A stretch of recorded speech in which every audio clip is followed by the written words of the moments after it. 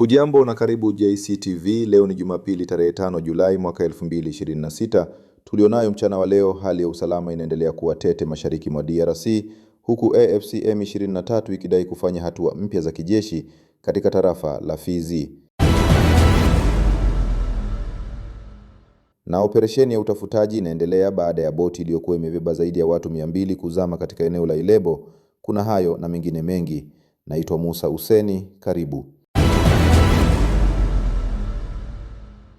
Habari kamili.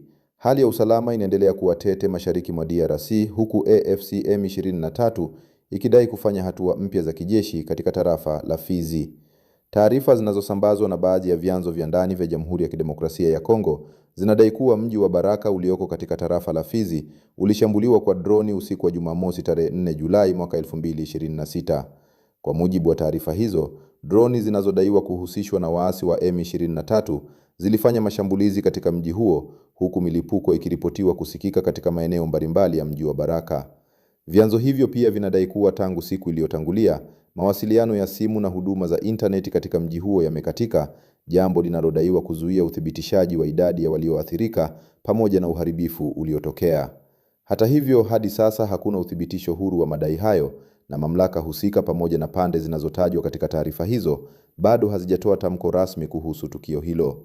Taarifa hii itaendelea kufuatiliwa kadri taarifa zaidi zitakavyopatikana.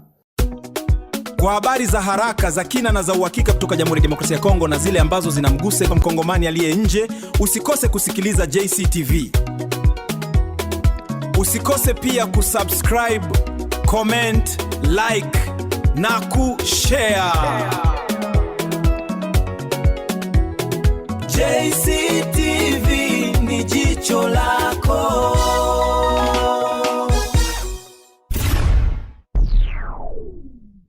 Tusalie tu tarafani Fizi kwenye suala nzima la usalama. Ni kwamba mapigano makali yaliyoripotiwa katika eneo la Bashilocha, sekta ya Tanganyika, kuanzia tarehe 3 Julai mwaka 2026 yamesababisha maafa.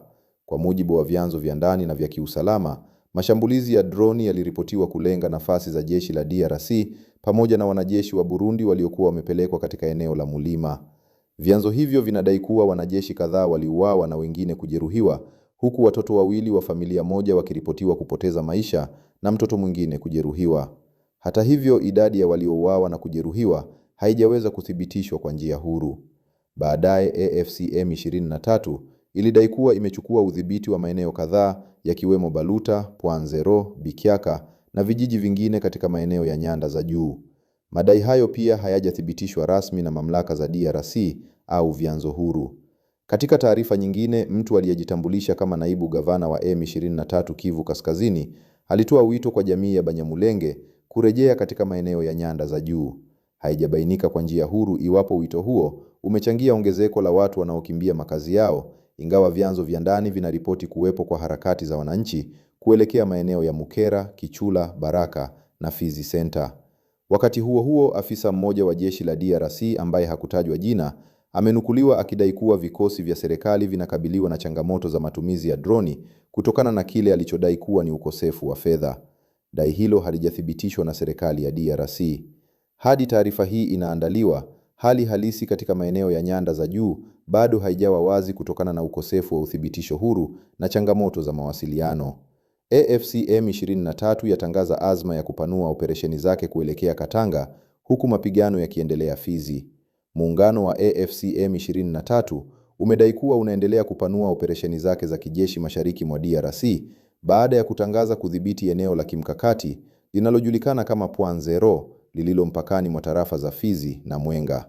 Akizungumza mbele ya wapiganaji wake mjini Bukavu, mratibu wa kisiasa wa muungano huo, Corneille Nangaa, alisema kudhibiti Pwanzero ni hatua ya awali katika mpango ambao, kwa mujibu wake, unalenga kupanua operesheni hadi katika maeneo ya Haut-Katanga, Tanganyika, Kisangani, Kindu, Kasai na Bandundu.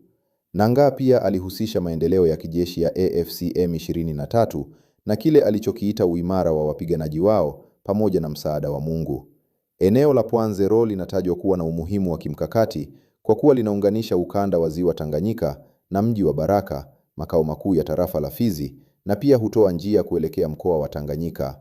Hata hivyo, Madai ya AFC M23 kuhusu udhibiti wa Point Zero na mipango yake ya kupanua operesheni hayajathibitishwa kwa njia huru.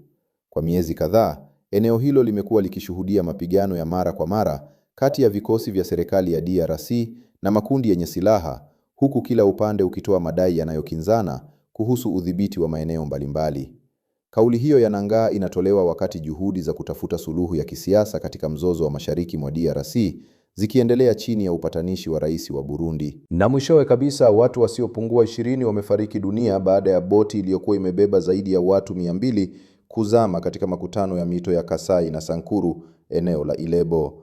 Watu 80 wameokolewa huku zaidi ya 100 wakiwa bado hawajapatikana, na operesheni ya utafutaji inaendelea kwa kutumia mitumbu yenye injini, ingawa matumaini ya kuwapata manusura yameelezwa kuwa ni madogo. Kwa mujibu wa mamlaka za eneo hilo, boti ilikuwa ikitoka bandari ya Kalina kuelekea Ilebo ikiwa imebeba wanafunzi wengi waliokuwa wakirejea nyumbani baada ya kumaliza mitihani ya serikali. Taarifa zinaeleza kuwa iliondoka usiku ili kukwepa ukaguzi wa usalama, licha ya kuwa ilikuwa imejaa kupita kiasi abiria na mizigo. Kabla ya kuzama, boti ilivunjika katika makutano ya mito hiyo, huku wavuvi wa karibu wakifanikiwa kuwaokoa baadhi ya abiria. Ajali hiyo ni miongoni mwa mbaya zaidi nchini DRC mwaka huu. Asasi za kiraia zimezitaka mamlaka kuchukua hatua kali dhidi ya wamiliki wa vyombo vya usafiri wanaokiuka kanuni za usalama, kuimarisha ukaguzi hata nyakati za usiku na kuhakikisha matumizi ya lazima ya jaketi za kuokoa maisha. Pia zimehoji tofauti kati ya idadi ya abiria iliyosajiliwa na idadi halisi ya watu waliokuwa ndani ya boti. Ni mwisho wa habari zetu. Naitwa Musa Useni. Kwa heri kwa sasa.